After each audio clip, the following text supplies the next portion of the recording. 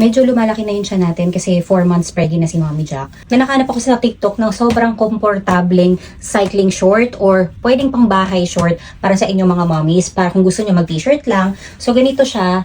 Ayan. Stretchable yan. Free size lang to. Pero I think kahit na malaki na yung tiyan nyo, kayang-kaya pa din kasi sobrang stretchable niya.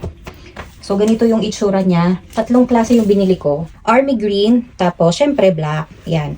Maganda to kung sakaling magde-dress ka, or gusto mo lang mag-short na naka-t-shirt ka lang pang bahay, pwedeng-pwede. Ito naman yung color green. Ganito yung kulay niya. Sa malapitan, very stretchable. Sarap niya sa balat. And ito naman yung color black. Ayan. So, ganun pa din.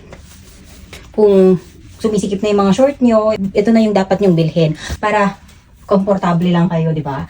So, ito yung 3 kulay. Marami pa silang available colors. Pero free size lang siya. Pero sure ako na aabot to hanggang kabuanan. So, check out na kayo. 69 pesos lang ito mga mi. So, check the yellow baskets. And malaking bagay ito para sa ating mga preggy. So, check out na!